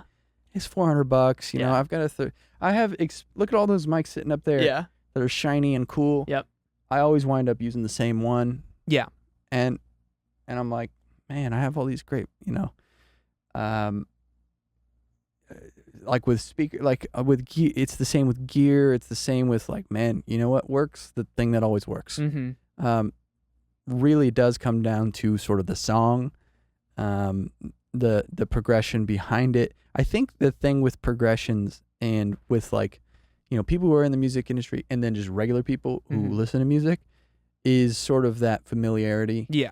They don't realize it's all the same progression. They just know that they like it. Yeah. And they can predict like, drop and it hits. Yeah. It's the excitement of, nostalgia and familiarity and all that stuff. I mean, it blows my, I don't listen to radio because I don't have, I guess in the car there's a radio, but for whatever reason, I think because of when I grew up, I was like the iPod. Actually, I was the burned CD guy. Yeah. And then I was the iPod. And now I don't listen. Now I just listen to playlists. Those CDs were so cool. Yeah. My dad made me mixes. some CDs just with all of his old favorite hits from the 60s and the 70s and the 80s. And I would love to have some of those. those are like my favorite records. Yeah. But like now when I go back to where I grew up, which I don't ever do, but when I do and you flip on the radio, it's like, these are the same songs they were playing when I grew up here. Yeah. Like, this is the same cycle of songs. It's like Metallica and Pearl Jam and occasionally there like be like 21 Pilots. I'm like, what? This is such an odd thing, but it's like, it's that familiar thing. I don't know if there's like some insider music business thing there where they have sort of a monopoly on what the radio plays, or if it's at all what people want to hear or what they've just decided they're gonna play. But like there's definitely sort of the layman average person, I like what I like. I like Metallica and that's rock, and I like or I like AC/DC or whatever. But yeah, it's interesting because through my journey, the only growth I've had is just through learning new skills and being able to sort of apply, being very mediocre at all those skills, but being able to apply all of them towards whatever my objective is has helped me get there. But I've been surprised with both people who are usually session players just know their shit as far as the theory. They just know what it is. They know where it's going to go. They can hear it once and they try it out and they go, okay.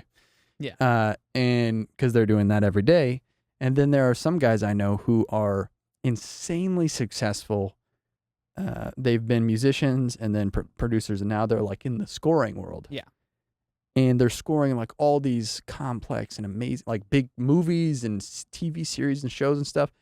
And they're like, yeah, I don't know anything about theory. Yeah. I just remember where it is. And I know that if I go here, this works. Because that's if theory. I do this thing. Yeah. That's actual theory. But it's a guide map. But it's funny, like some people, like that's the thing. It's, C add 9 over E, whatever. I'm like, oh, this thing? Yeah. Oh, yeah, I do that. I don't know what that is, though. Right. Yeah. Okay. So that, my only thoughts, well, my, I don't know if I can give advice, but yeah. Yeah, please. My thoughts on music theory now is pretty much what you're saying. Like, I spent a lot of time just theorizing, and it's all numbers to me. You kind of got to know that just because it's number charts in Nashville, and my dad was always shouting numbers at me, which, by the way, again, anyone who's trying to learn, like, the Nashville number system, and it's, like, not clicking immediately, and you're like, oh, fuck, this is impossible. It's like, that was me too, man. I mean, years. I mean, but my dad kept on nailing it into my head, and then eventually, after years, it hit. But yeah, I don't, I've spent all the time in music theory just to look back and see exactly what you just said, which is just like, I mean, it's just explaining what's going on, but it's not actually a key necessarily to unlocking these new sounds or like it's just a way, in the same way that you were talking about the guy. It's like, oh yeah, I just know if I do this, it goes here. It's like, well, that's same with me. Like, I just know if I want this sound, it's a 9. If I want that, it's this. And that's all it is. It's really that simple. But is music theory required to be an amazing producer? Well, you don't need me to tell you. No. There's like, there's the best music producers probably don't have any idea of music theory. And a lot of, that really great electronic music, that EDM stuff that was coming out, like, it was super cool because they weren't musicians. And that's what was so magical about it. You got like just a different perspective on things because, it can get, theory is really helpful. I like theory. Theory is how I can see everything, and I can like hear most stuff and know how to play it because of the ear training I've done in theory. But like, it can also be the thing that steals the moment and the feeling from you because you have some kind of, or at least it did for me for a long time, like, oh, that doesn't make sense. That's not cool, or it doesn't fit into theory. Oh, but so it's really fun for me now to try to, I mean, that's why I kind of found this new, sporadic way of creativity. I just wanted to get past my brain for a while so I could get in touch with the feeling again. So if you guys want to learn theory, if you feel called to, then go for it. Just know that there's going to be so many people that are going to make it seem like it's a bigger deal than it is. It's not complicated. Yeah. It's not. I mean, it is because it's like anything you got to learn, but like, it's not explaining anything that's supposed to be complicated. It's just like, you hear this chord on the piano. Yeah. You want to know why it sounds like that? Because it's this. So if you want to take it other places, you can do that. But that's all it is. I mean, got so lost in what's this mode? What's that? Blah, blah, blah. What are these things? Well, they're all the same thing. They're all just 12 notes and different ways of going about it.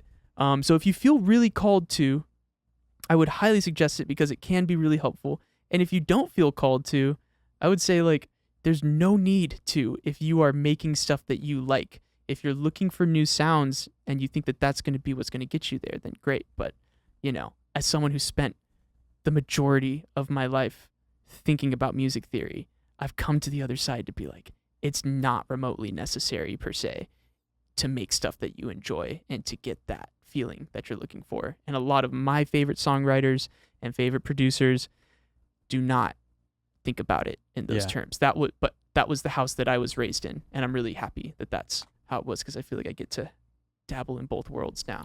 Now I'm the person who regrets not learning theory and desperately wants to know more of it now because I feel limited because I have some strengths, like I said, with rhythm. I understand rhythm and I kind of understand where I want to go, but I don't know with like for the piano as an example, it's like I don't know which, like I know the sound, but I don't know how to get there. I don't know which notes, like which combination or like what that is because I don't have that foundation there. So it just makes everything take so much longer. Yeah. And as you know, the longer things take, you get bored. The quicker you get bored, you start to lose interest, and you're like, oh, never mind, whatever. And I've got 400, songs where I had a moment of inspiration, and I started, and I couldn't find where I was trying to go, so I just stopped. Yeah. And so I feel like handicapped from that. And now, as I very slowly start, I'm learning by teaching my kid. But your kid's so cool, man, and he's killing it, dude. I'm so cool. Happy for him that because he's 6, and he's growing up in a house that has a studio. Yeah, and he's growing up with parents who play music. Yeah, and I record, and he has his own studio. He uses Logic. Saw that. He uses a UA Volt. He's got a mic. He's got a drum kit, keyboard. Yeah, he gets it, and he, it's second nature for him to come up here and watch. And he's He's totally unfit. He'll jump on the drums, pop the headphones on, and he'll be like giving me like, can you pull this up or pull that down in the headphones? Yeah. And I'm like, do you realize like you're shouting orders at me on your headphone mix and you're 6 in your house? Yeah. Like Beautiful. And he it's does it. crazy. It's all he's ever known. That's what's so cool about it. But now he's getting so good so fast, and I'm connecting the dots for myself as I teach him. Like I taught him 11 chords on the ukulele in like 20 minutes. And he because he's 6 remembers all of them. Yeah. Now I can just shout them out. And fun thing for people who play guitar and ukulele, some of the shapes are the same, but they're different chords. So you can play like the same D shape on a ukulele, but it's like a C. And you're like, oh, that's confusing. Yeah. Right. But he remembers. Yeah. And he plays both, so he can and it's kind of amazing. But that's helping me. So like I have Rick Beato's like ear training course and stuff like that. So I'll start to learn like, oh, this is a minor second interval. Right. Or this, and he gets bored real fast. Okay, and I'll try to like test him because I'm like, maybe he can have perfect pitch. He's young or whatever. And but he'll get bored. But then the second time he comes back to it, or like if his guitar teacher shows him something, this is the best as a parent when you teach your kid something and they learn it and then they forget that you taught them that, and then someone else shows them and they go, oh, I learned that if I do this, then I can play it this way. I go, yeah, I told you that yesterday. He's like, no, my teacher told me. I'm like, no, I showed you yesterday. He goes, well, I don't remember that. Yeah, you don't know anything, Dad. You're just my dad. What are you talking about? It's like, I told you if you leave your third finger there, you don't have to move it the whole time. And he's just like, well, I don't remember. Dang. Yeah, man. But I love that because that kind of points to what I'm trying to say about theory is that a lot of people sometimes just the belief that something is complicated is enough to make it complicated in your mind. Yeah. But then you teach these kids that we're like, oh, they're kids. Like, how can they pick it up so quick? It's because they don't fucking know it's hard. Yeah. No one told them it's hard. And then it's not anymore. Yeah. And that's been kind of weird to come to that later on. Like, wow, like a lot of the stuff I'm doing in production now that I feel like I am happy with my level of production, which is wild. Should be. Piece of me kind of thought I'd never get there, just that ending thing. But I'm here. I'm really happy. And let me tell you, in terms of what I was doing when I first started like 5 or 6 years ago and what I'm doing now, I'm doing so much less. It's so much less complicated than what I was trying to do. And to the point where people won't believe me when I'm trying to tell them. Like, it's like, dude, how does this have so much space in it? Like, how did you figure out the space? And listen, I spent a lot of time trying to figure out space in a mix in space. And it's like, well, there's like 4 things happening. Yeah.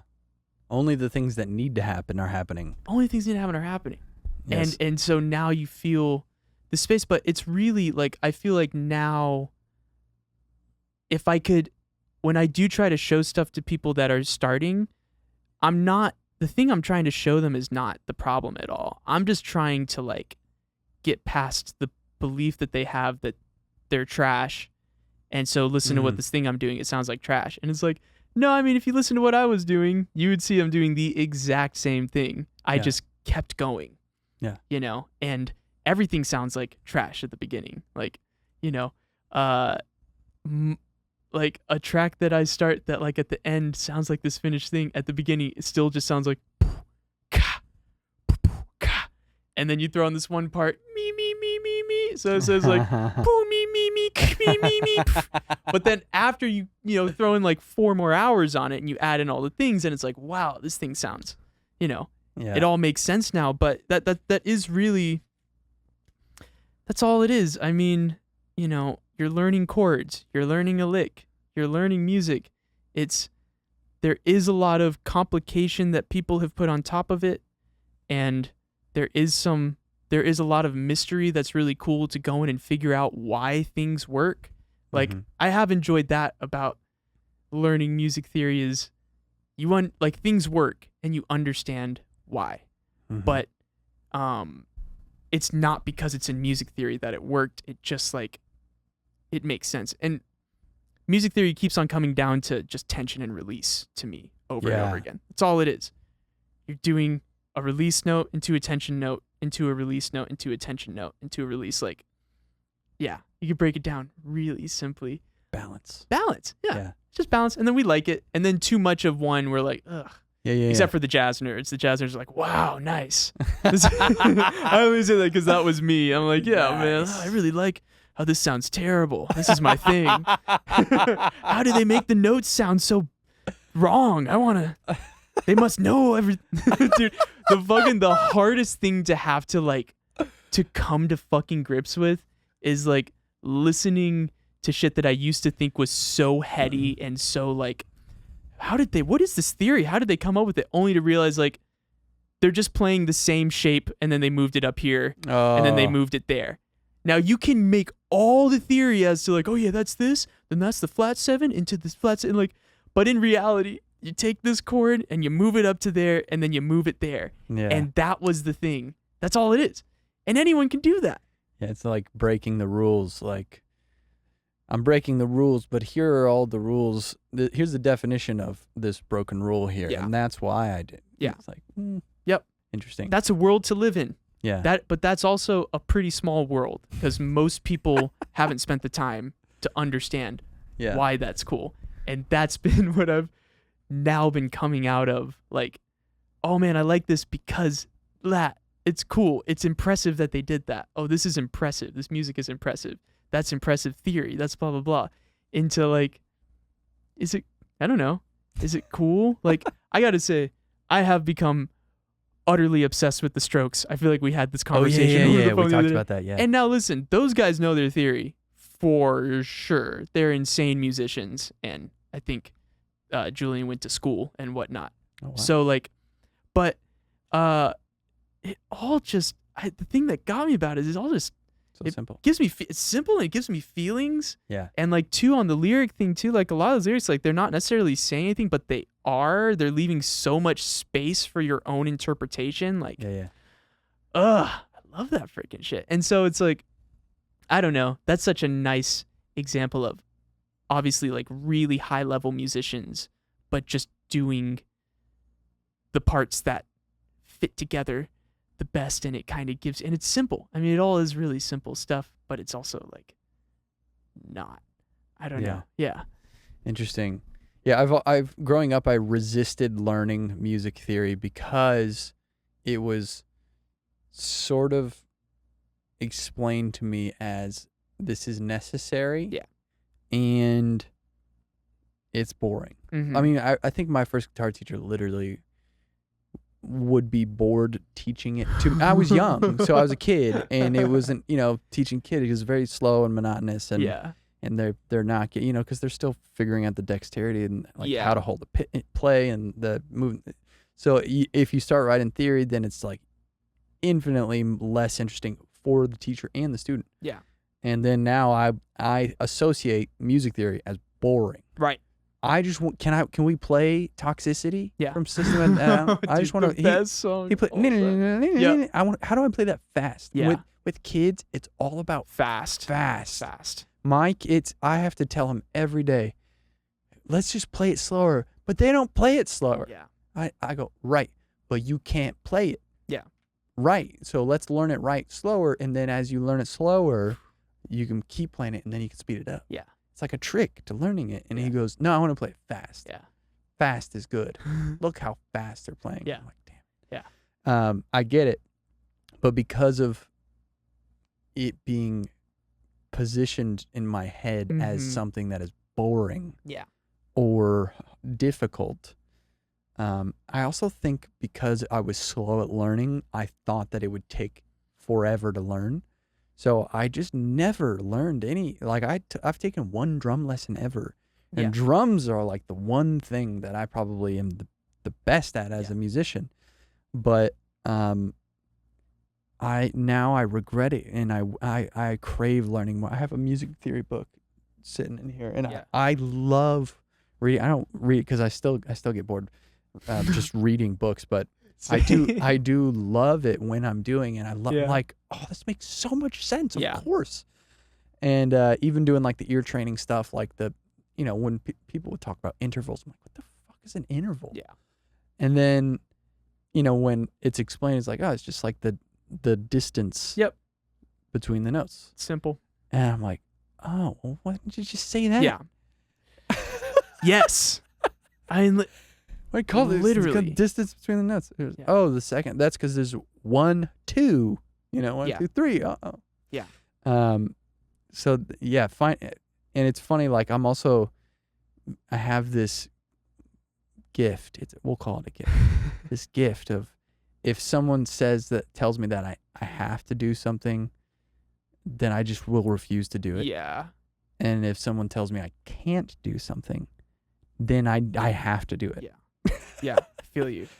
So it's like a battle of tension and release. Yeah. Of like where I'm like, I gotta figure this out. Man, there's so much shit that people told me I had to do like 2 years ago. I'm like, I'm not doing that. And now after 2 years of being worn down, I'm like, oh my God, they were so right. They weren't even trying to be an asshole. They were just literally being good advice. like, hey man, I mean, if you want to have money in a couple of years, you should save some of your money. And I'm like, what are you talking about? It just comes in all the time. Let me buy my shirts and I don't know. What are you talking about? Money's gonna. And I'm like, wow, they were really trying to help me out. But yeah, man. And I'll say this too. Even though I just like trashed music theory, and I do trash it just because, well, there's an aspect of it that I trash. Yeah. I trash the part that gets really egoic about it, that somehow all of a sudden you really know something about music when you know music theory or whatever, which is like, but with that being said, I love talking about music theory because it's so cool. Like I don't know. Yeah.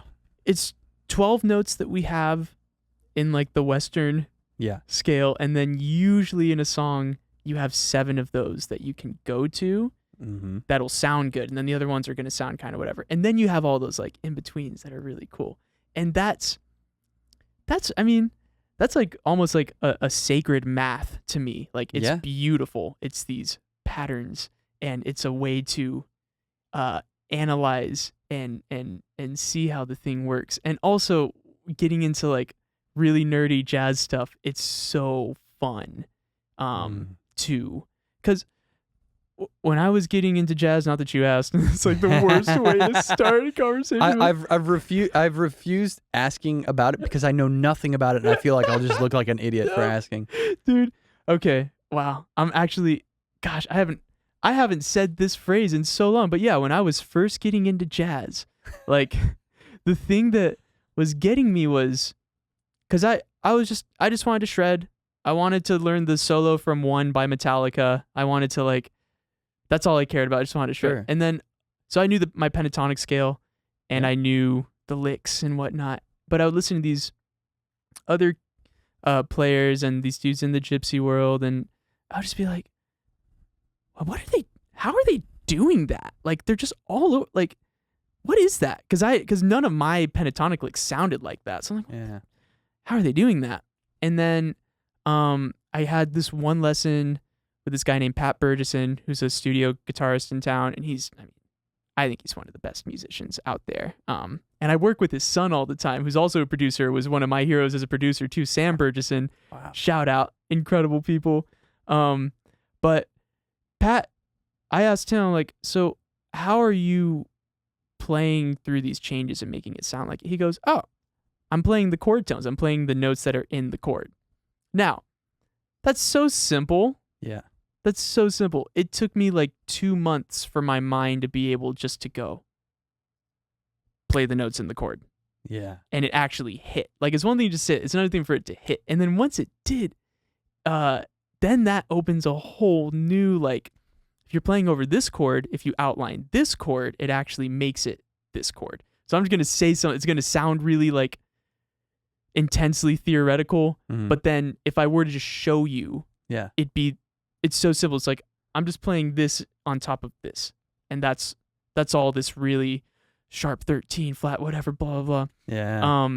Yeah. So like, if you're playing over a G7 chord and you want to outline, like, if you want to get a cool flavor, you can play the D melodic minor scale, because the D melodic minor is the G mixolydian with the flat 5.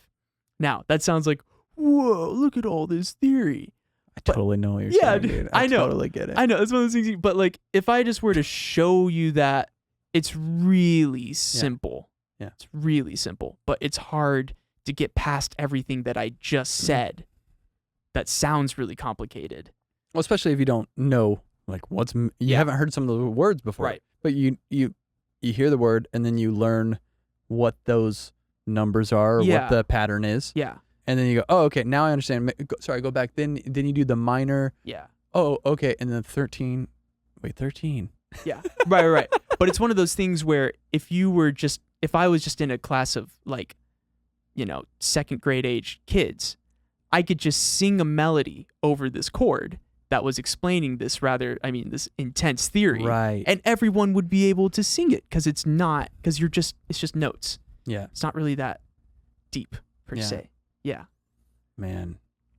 I wonder how interesting this is to listen to about music theory, because the more we talk about it, the more I want to ask. I'm like, Listen, bro, if you want to ask, I mean, how long are we into this now? If people have made it this far, talking about whatever bullshit. Let me ask you this. Yeah. So you're doing the rights. The publisher like arranges these rights, which I think is such a cool thing. I'm sure there's pros and cons to it. Sure. At times it must get monotonous. Sure. When it's a scheduled thing. Yeah. But also, as someone who doesn't get those opportunities, I'm like, man, that would be so fun. Yeah. To do regular rights on a regular basis with different people. Mm-hmm. Because one, again, it's the opportunity of different personalities working together. Yeah. And then you're also like, you're almost like testing working relationships with different people on like a brief like afternoon or whatever. And you're like, oh, wow, I really like working with this person. Yeah. When that happens, do you get to go back and be like, hey, can we do more with this writer or whatever? Or they're like, yeah, well, we didn't like the song, so you're going to put you with someone else. Right. Yeah. There are horror stories about people having bad experiences with companies. I personally have, like, the dream team. That's awesome. My A&R, her name is Kelsey, and she, like, is my friend before anything else, which is just really cool. Yeah, that's great. And she's really like, because I won't be honest sometimes, like, if I didn't dig it, like, because sometimes in my head I'm like, well, it's the job, so just be unemotional and just push through. Did you like it? Yeah, it's great. Like, whatever you guys want me to do, I'll do it. And she's always really big on, like, Did you really like it? Yeah, well, she's just like, you're like, dude, like, you don't work for us. Like, it's a collaborative process. So, like, tell me if you don't like it or if you're not feeling it, like, and then we won't do it again, And then if you like this, then we'll do it again. So, I mean, that's great. It's a dream situation. That's so it really, cool. really is. But for me, like, I'm kind of a fucking weirdo and a head case, like, to be perfectly frank, like, and so a lot of the things that maybe I'm probably complaining about, you could talk to a lot of other writers in Nashville, and the things they're hearing me say, they'd be like, what are you talking about? Like, that's all, but just, I think because I had such an intense social anxiety to work through the idea of meeting new people constantly and then trying to do that thing, like, for a long time was a very pressure filled, like, I don't know if I want to do it, and so now it's become more, like, really fun, comfortable to meet the new people. Yeah. But it took like a year and a half or 2 years of just complete anxiety. And also, like, I don't know. I was thinking about it because I have spent so much time alone just working on skills, and there's a reason. It's because I'm super fucking weird. And, like, it was like, it was more comfortable for me to sit in my room alone than it was to go hang out with people. Yeah. So now to kind of come into this later part of life where it's all about connections and human connection and who you know, like, I've had to go through an unlearning process. I wonder, like when you go through those different phases of, because of like a social anxiety, you just stay and you just grind on the skill, even though during that time maybe that's not super healthy, Mm-hmm. and then later you start to break out of it a little. Yeah. It was still important Oh my God. Yeah. because everything. now your confidence in that skill you can almost not have so much fear, worry about the new people thing, because like you kind of know what the end of the day we need this, and I know how everything that we need. Yeah. Maybe not in like an arrogant way, but like I can be helpful. I know I can be valuable in this process and Yeah. maybe help guide us and have some fun with it, Yeah. because I've spent 12 hours a day alone for the last Yeah. couple of years Yeah. banging this out. And I have like, you have like your bag of tricks, Yeah. samples and stuff that you love to do that maybe they haven't worked with someone who does it that way or whatever. And it makes it fun. And now it's so much more enjoyable than it would, let's say, if it was just a guitar or whatever or something like that. Yeah, I think that I wonder about that sometimes with, my version of that. So, because it's the same thing when I was 20 Mm-hmm. and I moved to LA from a small farm This is town, so insane. and I moved to Los Angeles. Like, I had never seen hills. Yeah. You know what I mean? Like, I was like, in an entire, everyone there's like so extroverted. Yeah. And just like, let's all get together and do this. And I'm like, I listen to Andrew McMahon and Jack. I'm emo and listen to basically all terrible music. And there was just like all these insecurities and fears and like social anxiety in a sense. But over time, I would put all my focus on one thing. Like when I started, because I didn't have like the social thing, I put all my focus into being really good at being a runner. Like because the job was being a runner, which is like taking care of the studio, getting stuff for the clients, I'm like, I can be really good at that because I know how to clean. I know how to, right. Somebody asked me to do something, I do it. Perfect. I did a good job. That means I did good at that job. I put all my focus and energy into that. Joined a band. That was a funny thing. I'd played in bands before, but this was like an LA Silver Lake hipster. Mm-hmm. It's the whole Silver Lake scene is very much the anti-cool scene. Like the more cool you are, the more lame you are. And if your music at all sounds mainstream, then it's fucking trash. Lame, dude. Yeah. Dude, that sounds... Yeah. Well, you working on that big record? That's lame. And it was like all the... in hindsight, I was like, looking back, I was in that bubble and I like lived it and embraced it. And I was like, yeah, dude, I don't care about anything. Yeah. And I love these bands and all their songs sound the same. They're like no one's good at anything. And the recordings are trash. That's what's so great about it, bro. Yeah. And then I left and I started listening to like pop music and I'm like, dude, I like this. Like, this is good. Yeah. Like, why did I shit on this so much? Yep. But yeah, like all those phases of like being worried about something. So I just spent all my time at East West trying to get great at recording drums, trying to learn everything about this. I just dove deep into whatever I put my attention into. Now, later when I'm going to go to do a session, we're going to go to do drums or whatever it is to track a session from start to finish. I have all that time from maybe it was born out of a fear or an anxiety, but I have all that experience from obsessing over it that now I can come in, bring all that experience to the table and focus a little more on like the personal, like getting to know the person. And I'm not worried about the technical or the skill set side of it. Cause I know it's put a mic on here. Yeah. Well, we don't even need drums on this. Let's use some samples or let's find a whatever.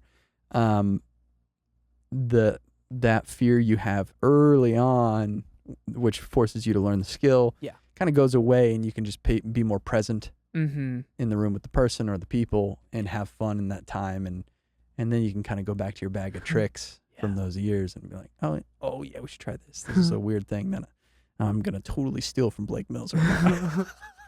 Yeah, I mean, that was kind of a more recent transition for me once I realized, like, because it was always about the skill level of the music. That's what made you successful in my head. Right. And so then to kind of like come to the realization of like, you got the skills you need right now. Then it was like, oh shit, I got to learn to talk to people. Yeah. That's actually what I have to do. Well, yeah. fuck. Like, but I mean, that's been the most gratifying thing in my life more than anything else. I know a lot of people who didn't have the worry about skills and didn't really put much attention into developing their skill. Yeah. But they were good at talking. Yeah. And because they were good at talking, they had no fear of talking. Yeah. And they'd get in the room and they'd talk it up, and maybe you would be they'd embellish their stories a little more, or it would be a more favorable version of events. But they were talking, and everyone was hearing those versions. Yeah. And opportunities would come just from that. Absolutely. And that got logged in my head, because all my time there was like, just do the job, be good at the job. The job evolved as I started assisting, and, be good at being in the room with super famous people and that you want to talk to and ask all these questions, but like, don't, and then when I left that, it was such a crazy personal evolution, because I left LA and that was a huge fear.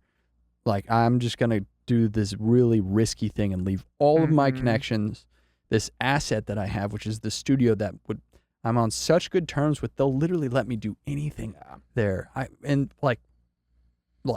No questions asked. I'm going to leave that. And now what do I have? Yeah. My fear was like, I think people are only working with me because I have East West. Right. And if I didn't have East West, would people still work with me? Right. And it's like, God, that's probably a hard no. Especially like I left the state. So it's like, now all the people I meet don't even know any of that experience, or they're just meeting me as some dude who's right in front of them now. Yeah. And so that was tough. And for a while I had like these part-time jobs. I did door-to-door sales. Really? Yeah. I mean, what were you selling? I taught part-time recording at Guitar Center, like at the lessons. That's fun. Was that fun? In Vegas. Yeah, it was cool. Okay. Because it was mostly like, it was either kids or it was like retired people. Yeah.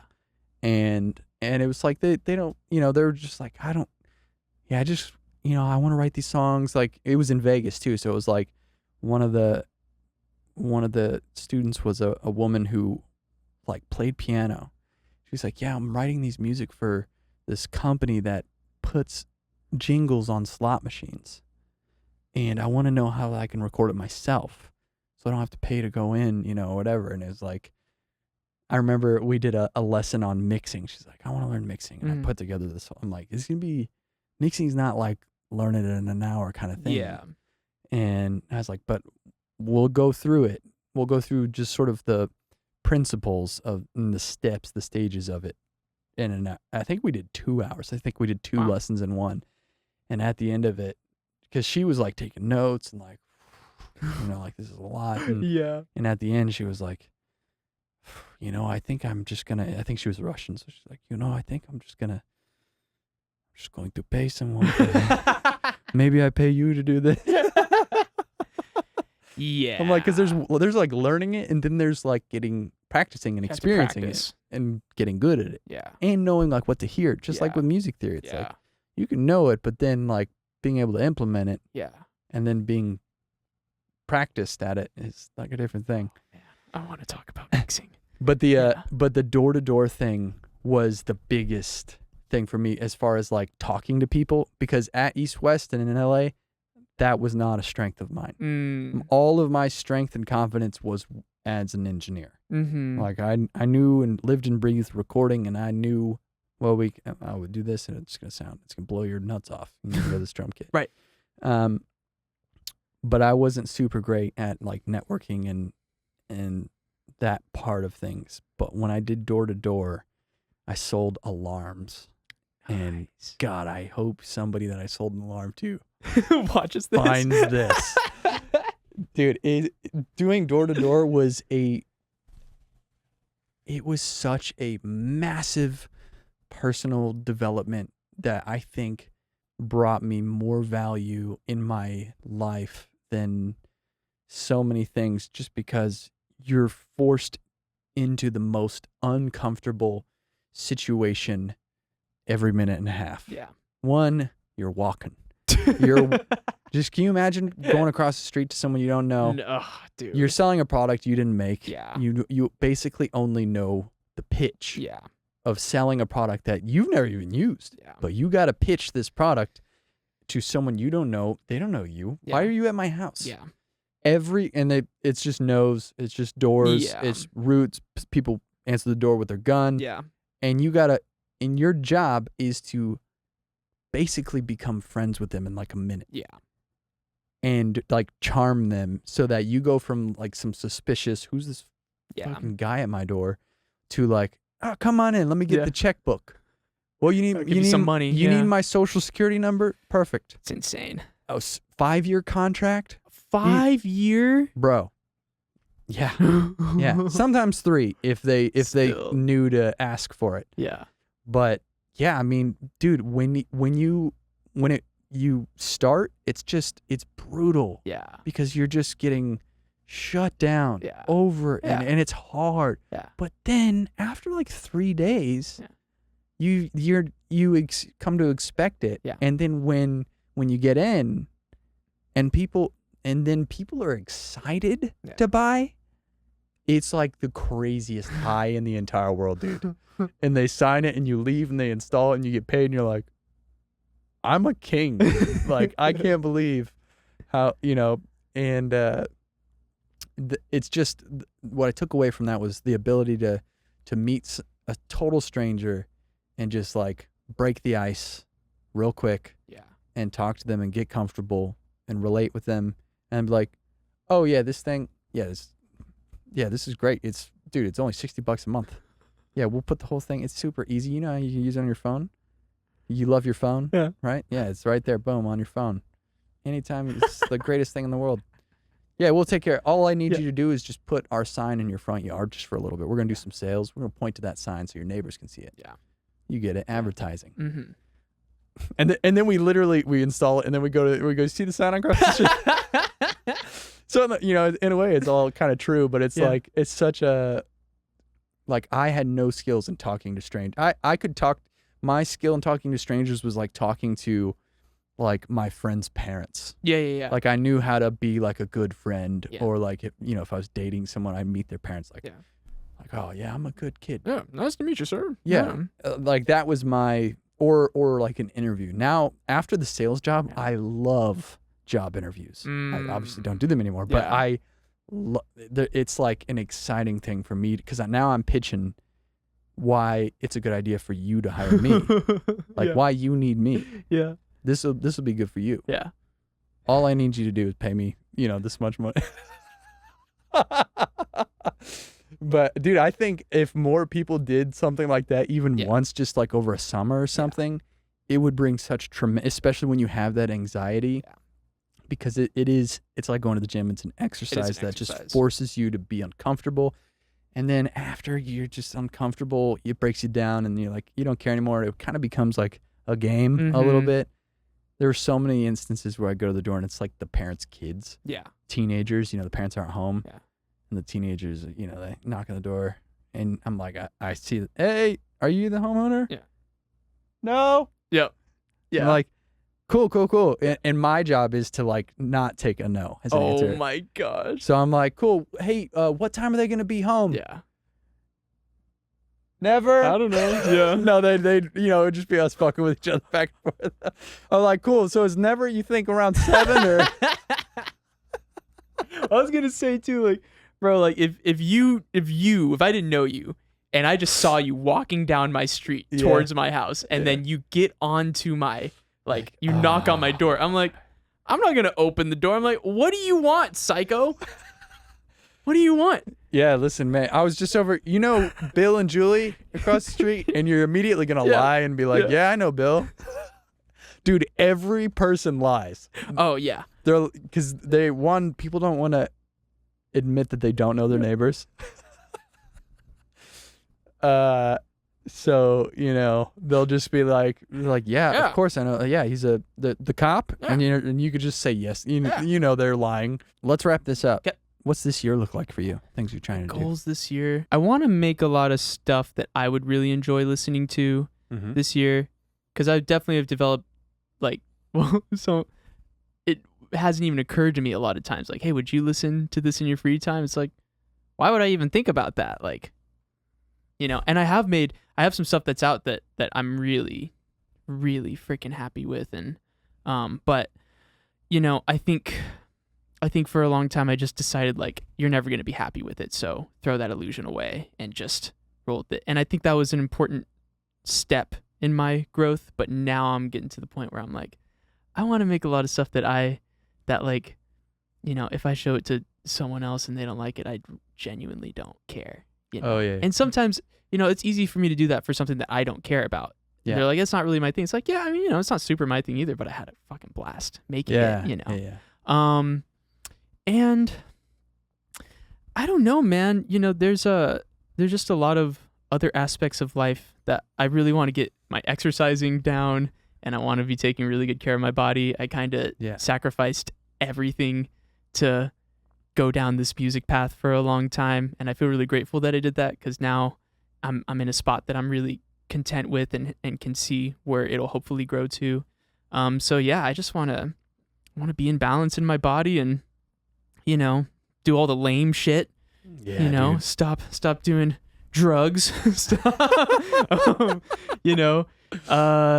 Have a nice, clean, boring, balanced life. Sounds like a blast. I know. Isn't it funny? Like that.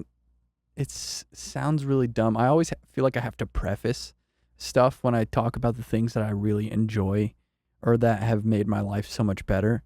I used to smoke a lot, and actually it was a lot. And I don't anymore. I haven't in a long time, and I don't think about it. Mm-hmm. I get infinitely more done. Yeah.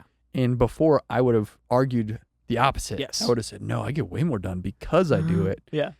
So objectively untrue. Yeah. And I also am able to sort of, focus on more things, plan, actually execute more things. And that's what feels good to me, is like crossing things off a list. There's nothing better than being like, here's 25 things that I want to do, and then crossing them off and like, damn, I did all that. I could have put more on there. Yeah. and achieving some of those goals, and you feel good. Like, it's one thing if you finish something, but you're like, man, I feel terrible. Yeah. That sucks. Yeah. And it's nice to sort of, feel like you're moving forward and feeling good while doing it. So I'm on board with the boring stuff, dude. The getting sleep, the waking up, the eating healthy, getting work done, and being a human. Yeah. Doing human stuff. Bro, we play catch football twice a day, every day. Mm-hmm. We take walks after we eat every day. Yeah. I'm not super great at doing that after every meal. They do it after every meal. Walk for 20 minutes, just get that food digestion going, stand in the grass in your bare feet, just being with each other with no phones and stuff for even 20 minutes or whatever. Like, it is just so important and gratifying. I mean, he has such a great life because we didn't do like any screens. Like we haven't had a TV. Yeah. Since it shows, by the way, that kid's super freaking cool. It blows my mind still. Yeah. Because like this morning, we have like some sort of screen rules still, but there's like we prefer that he not get on or look at a screen until like a certain time of day. So he'll wake up, and for the first several hours until like they'll play board games, he'll read, he'll do art, Yeah. and he'll play music, and then he can get on FaceTime Yeah. and talk with, his grandparents or whatever. And so like this morning I was making my green juice. God, I'm sorry. I know this has got to Boo. be. I know, lame. Boo. And my kid was just sitting on the couch and he's just reading he's just flipping through Yeah. a magazine, and he's just like into it. I'm like, that's just crazy. It's Mhm. crazy and so cool. And we're raising him. Like, he's in here every day. It still blows my mind. Yeah. I think it's freaking awesome. The boring stuff, there's a lot of value to it. It's, when you're younger, and you're young still. I'm old. How I'm old an are old you? man. How old are you? Listen, son.